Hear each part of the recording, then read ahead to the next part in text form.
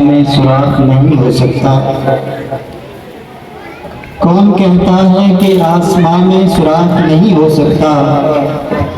ایک پتھر تو طبیعت سے اچھالو یارو، نحمدہ و نصلی علی رسول کریم، اما بعد فاعوذ باللہ من الشیطان الرجیم، بسم اللہ الرحمن الرحیم۔ میرے معزز مہمانان گرامی، محترم قاسم حسین ضیاء صاحب اور ان کی پوری ٹیم اور دیگر علم کے متلاشیوں، آپ سب کو میری طرف سے السلام علیکم۔ آج ہم پاکستان کا 76واں یوم آزادی منا رہے ہیں۔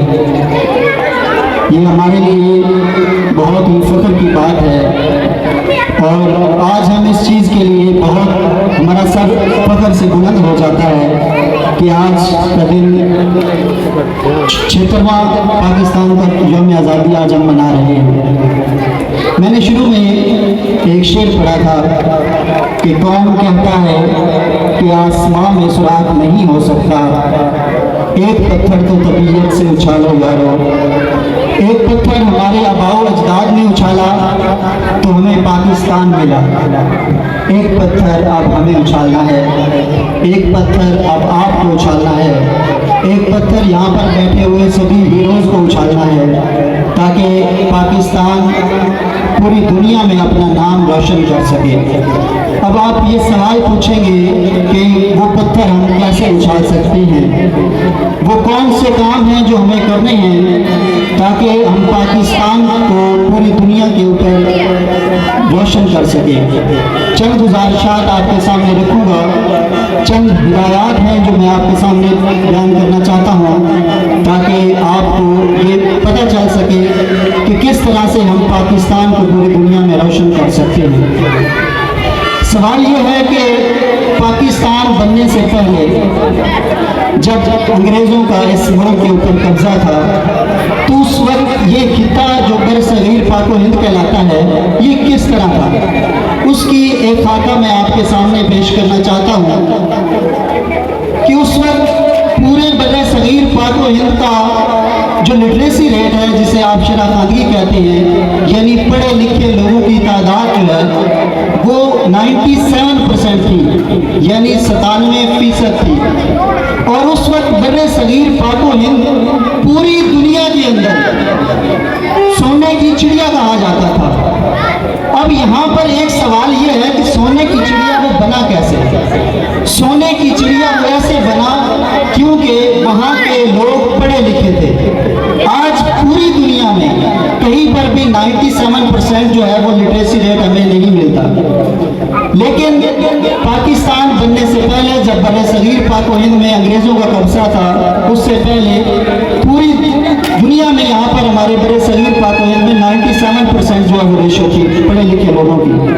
لیکن یہاں پر ایک بندہ آتا ہے، ٹی بی مطالعہ نام کا شخص ہے، اس نے پورے برصغیر پاک و ہند کا وزٹ کیا، 17 سال اس نے یہاں پہ گزارے، اور اس نے یہ چیز نوٹ کی اور واپس جا کر بتائی کہ میں نے ایک کونا کونا چھال مارا ہے، میں نے دیکھا ہے سب کو، میں نے دیکھا ہے کہ یہاں پہ کے لوگوں کو اگر آپ نے غلام بنانا ہے، یہاں کے لوگوں کے اوپر اگر آپ نے حکمرانی کرنی ہے تو آپ کو ان کو جاہل بنانا پڑے گا، ان سے ان کی ثقافت کو چھیننا پڑے گا، ان سے ان کی ثقافت کے ساتھ ان کا علم اور ان کی زبان سب کو چھیننا پڑے گا۔ اس نے کہا پھر ہم کیا کر سکتے ہیں؟ تو وہ وہاں پہ مشورہ دے رہا ہے، وہ کہہ رہا ہے کہ اگر آپ جو گروکل سسٹم یہاں پر موجود ہے ان کو ختم کر دیں تو ہم جو ہے وہ اپنی تعلیم لائیں گے اور اپنے طریقہ کار سے ہم ان کو پڑھائیں گے۔ تو اس کے بعد یہ ساری جو تحریر اس نے بتائی وہاں پر جا کر پیش کی، تو اس وقت اس کو تعلیم کا وزیر بنا دیا۔ انہوں نے کہا ٹھیک ہے تم جاؤ، جس طرح سے تم چاہتے ہو تم کرو۔ تو وہ واپس آ کر پتہ ہے اس نے کیا کیا؟ اس سونے کی چڑیا کے دیش کے ساتھ اس نے کیا کیا؟ اس نے یہ گروکل سسٹم کو انلیگل قرار دیا، یعنی غیر قانونی قرار دیا۔ جب اس نے غیر قانونی قرار دیا، ہماری زبان جس کے اوپر عروج تھا وہ فارسی اور سنسکرت زبان تھی، اس کو اس نے انلیگل قرار دے دیا، اور جتنے گروکل سسٹم تھے سب کو غیر गैर कानूनी करार दे दिया। और जिन लोगों ने अपनी तालीम जारी रखने की कोशिश की, गुरुकुल के जो टीचर्स थे, जो मास्टर्स थे, उनके ऊपर बहुत ज़्यादा सख्तियाँ की गई। सख्तियाँ इसलिए की गई कि ये लोग ये तालीम छोड़ दें। जैसे ही ये तालीम छूटी, ये इलीगल करार दिया गया, वैसे ही सिर्फ 20 साल के अंदर वो खित्ता जो पूरी दुनिया में सोने की चिड़िया कहलाया जाता था, वो खित्ता ज़मीं बोस हो गया। उसको लूट लिया गया, इंग्लिश को अरूज मिला, फारसी और संस्कृत को छोड़ दिया गया, और वैसे ही हम जो है वो ज़मीं बोस हो गए। जहाँ से आगाज़ होता है हमारी पस्ती का, जहाँ से आगाज़ होता है हमारे ज़वाल का, यहाँ से आगाज़ होता है हमारे गिरने का। और अगर हम एक बार गिर जाते हैं तो उसको उठाने के लिए फिर हमें जदोजहद करनी पड़ती है, फिर हमें कोशिश करनी पड़ती है। वो कोशिश हम किस तरह से कर सकते हैं? तो उसके लिए मैंने आपको एक चीज़ बुनियादी बता दी है कि जिस जंजीर से ये टूट गया था, जिस तरह से ये चल रहा था, जो स्टेज का ये निज़ाम हम चला रहे थे, उस जंजीर को हमने दोबारा जोड़ना है। वो अब कैसे जोड़ना है? क्योंकि तालीम जो है वो बुनियादी मरकज़ थी जब पाकिस्तान नहीं बना था, जब अंग्रेज़ों की हुकूमत थी, उससे पहले। लेकिन बाद में जब अंग्रेज़ी जो है वो उन्होंने नौकर बनाने के लिए ये सारा निज़ाम किया और ये सारी उन्होंने सेटिंग्स बनाई कि इस मुल्क को, बड़े सगीर पाक व हिंद को पूरी तरह इनके ऊपर कब्ज़ा करना है, इनकी लूट मार करनी है। और जितना भी निज़ाम बनाया गया, जो कुछ भी बनाया गया, उसका कुल मकसद सिर्फ ये था कि इनको गुलाम बनाया जाए और इनको एक बेमिसाल करके छोड़ दिया जाए। तो उसके बाद क्या हुआ हमारे साथ? आप सबको पता है कि उसके बाद हमारे साथ क्या हुआ। आज आप सबको एक चीज़ का शौक़ रहता है, वो है नौकरी का भूत। वो नौकरी का भूत कौन देकर गया हमें? वो नौकरी का भूत अंग्रेज़ देकर गया हमें। आज सब वालिदैन ये समझते हैं कि मेरा बेटा नौकर बनेगा। मैं वालिदैन से ये गुजारिश करता हूँ कि अगर आप अपने बच्चों को नौकर बनाने के लिए स्कूल भेजेंगे तो क्या वो रहबर बन सकेंगे? क्या वो रहनुमा बन सकेंगे? अगर आप अपने बच्चों को ये सोच देकर भेज रहे हैं कि जाओ स्कूल इसलिए कि तुम जाके नौकर बन सको, तो फिर तुम कभी भी ये नहीं सोच सकते कि यहाँ से कोई कायद-ए-आज़म उठ सकता है। तुम कभी भी ये नहीं सोच सकते, कभी भी ये ख्याल नहीं कर सकते कि यहाँ पे कोई अल्लामा इकबाल भी पैदा हो सकता है। उसके लिए हमें क्या करना पड़ेगा? उसके लिए हमें फिर से अपना निज़ाम जो है वो मुतारिफ कराना पड़ेगा। उसके लिए हमें फिर से फारसी के दरवाजे पर दस्तक देनी पड़ेगी। उसके लिए फिर से हमें वही सब कुछ लाना पड़ेगा जिसकी वजह से हम अरूज पर थे। और ये काम जो टूट गया है, ये किस्सा जो यहाँ पे पारीना हो चुका है, इसको कौन कर सकता है? उसके लिए दो हस्तियाँ हैं। पहली हस्ती का नाम है माँ और दूसरी हस्ती का नाम है उस्ताद। ये दो ऐसी हस्तियाँ हैं जो चाहें तो ज़मीन से उठाकर आसमान की बुलंदियों पे सैर करवा दें। ये दो ऐसी हस्तियां हैं जो चाहें तो आसमान पर बैठे हुए लोगों को ज़मीन पर डाल दें। इन दो हस्तियों के अंदर इतनी ताकत है, इन दो हस्तियों के अंदर इतना जोश और इतनी हिम्मत है कि ये अपने बच्चों को हीरोज़ बना सकते हैं। और ये काम माएँ करेंगी, वालिदैन करेंगे, और उसके बाद रूहानी बाप यानी टीचर, जिसे हम उस्ताद कहते हैं, मुअल्लिम कहते हैं, वो करेंगे। अगर ये काम आप लोगों ने कर लिया तो मैं यकीन से कहता हूँ कि पाकिस्तान पूरी दुनिया में अपना नाम रोशन करेगा। मैं आपको 2-4 मिसालें देना चाहता हूँ। पाकिस्तान बनने से पहले 2 साल जापान के ऊपर, उसके 2 अहम शहरों के ऊपर जो है वो बम गिराए गए। आप सब ने ये तारीख में पढ़ा होगा। उसके बाद जापान की आबादी पाकिस्तान से आधी है। पाकिस्तान की इस वक्त आबादी 24 करोड़ है और जापान की इस वक्त आबादी 12 करोड़ है। छोटा सा खित्ता है पूरी दुनिया के अंदर और उसका रकबा भी हमसे आधा है।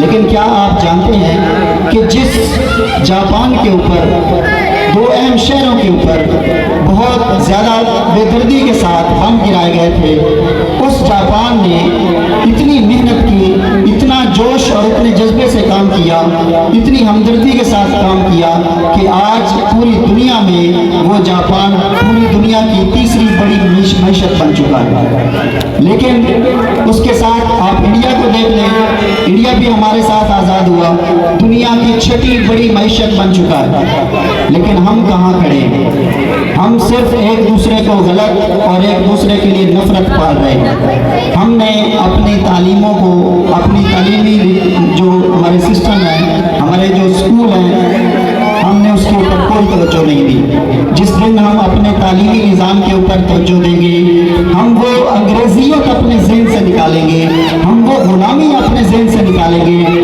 اس دن آپ یقین کریں، میں آپ کو لکھ کر دے سکتا ہوں، آپ اسٹامپ پیپر لے کر آئیں، میں آپ کو لکھ کر دے سکتا ہوں کہ پاکستان میں جب بھی، چاہے میں رہوں یا نہ رہوں، میرے بعد کبھی بھی جب بھی عروج آئے گا، اس کی ایک بنیادی وجہ یہ ہوگی کہ وہ تعلیمی اداروں سے ہی آئے گا، اور کہیں سے عروج نہیں آ سکتا۔ یہ حکمران عروج نہیں لا سکتے، آپ استاد عروج لا سکتے ہیں، یہ جو ٹیچرز ہیں یہ عروج لا سکتے ہیں۔ کسی حکمران سے یہ توقع مت رکھیے کہ پاکستان کو عروج پہ لانے کے لیے وہ کچھ کام کر سکتے ہیں۔ حکمران صرف اپنا پیٹ پالنے کے لیے سیٹوں پہ بیٹھتے ہیں۔ یہ کام کل بھی آپ نے کیا تھا، یہ کام آج بھی آپ کریں گے، اور آج سے آنے کے بعد بھی یہ کام آپ ہی کر سکتے ہیں، کیونکہ دوسرا کوئی رستہ، کوئی آپشن ہمارے پاس نہیں ہے کہ آپ اس تعلیمی نظام کو چھوڑ کر باقی کہیں پر بھی دستک دے لیں، کہیں پر بھی دروازہ نہیں کھلے گا۔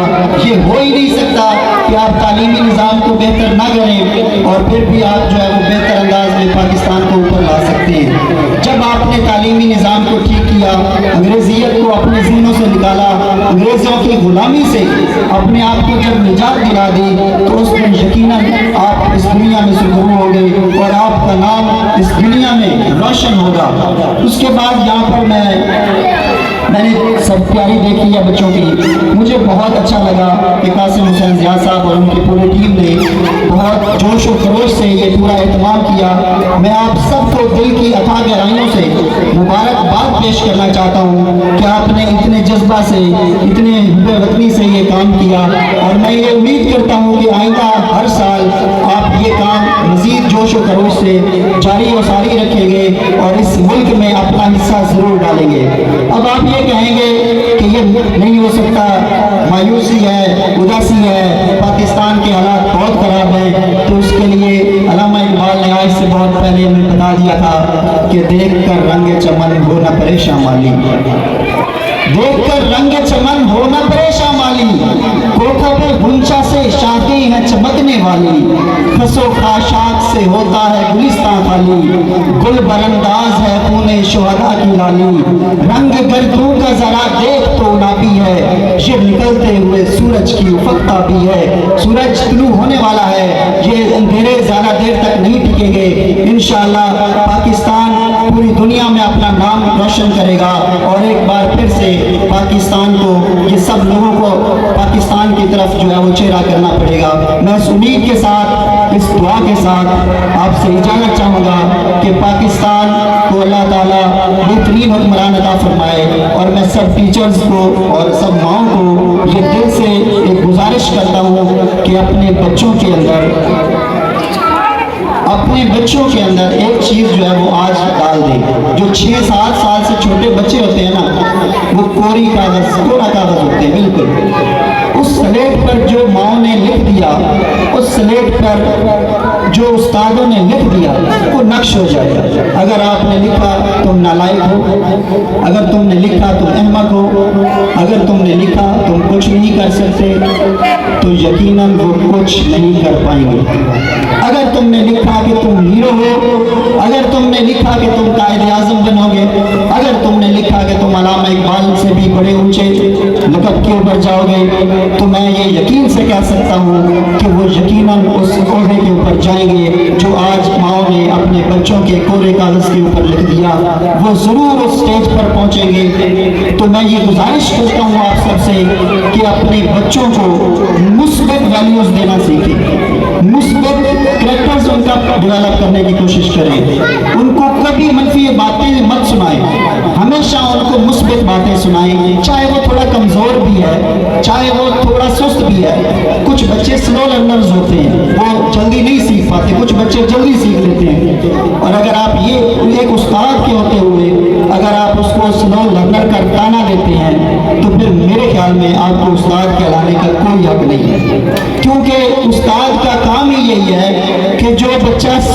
اندر ہے اس کے اندر یہ ایبلٹی پیدا کر دینا، اس کے اندر یہ خواہش، یہ طاقت بیدار کر دینا کہ وہ بہت کچھ کر سکتا ہے، وہ بہت آگے جا سکتا ہے۔ ایک مثال میں دے کر جو ہے وہ آپ سے اجازت چاہوں گا۔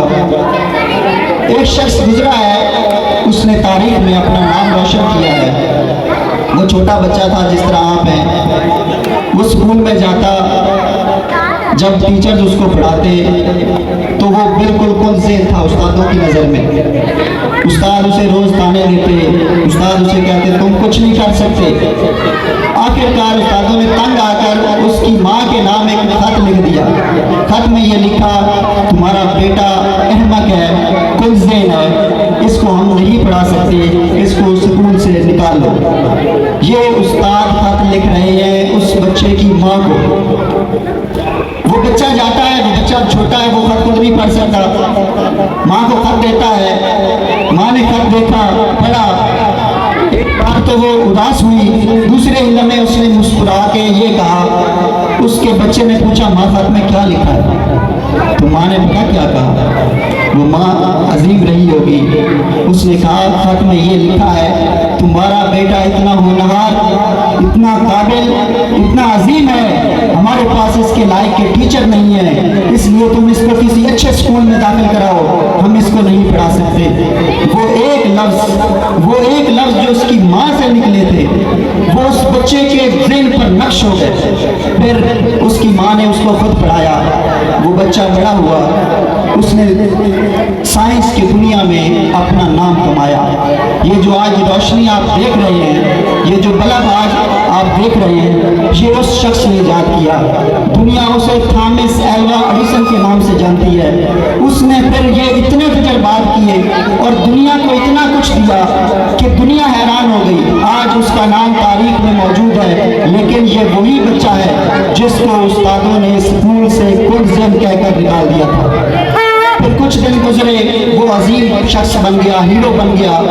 اپنی ڈائری جو ہے وہ دیکھ رہا ہے، اپنا سلوک کھول رہا ہے، اس میں سے وہ لیٹر اس کے ہاتھ آتا ہے۔ اس کو وہ پرانا تھامس ایلوا ایڈیسن یاد آتا ہے جب وہ 5 سال کا تھا، جب وہ نہیں پڑھ سکتا تھا۔ اس خط میں لکھا تھا، اس نے پڑھا کہ تمہارا بیٹا نالائق ہے، تمہارا بیٹا احمق ہے، تمہارا بیٹا کنزین ہے، یہ کچھ نہیں کر سکتا، اس کو یہاں سے لے جاؤ، ہم اسے نہیں پڑھا سکتے۔ تو جب اس نے یہ خط پڑھا تو اس کی آنکھوں میں آنسو آ گئے، وہ رونے لگ گیا۔ وہ اپنے آپ سے یہ کہتا ہے کہ میں اس دنیا کا نالائق ترین انسان تھا، میں اس دنیا کا احمق ترین انسان تھا، لیکن ایک عظیم ماں نے مجھے اس کائنات کا عظیم ترین انسان بنا دیا۔ تو وہ کام کس نے کیا؟ وہ کام ماں نے کیا۔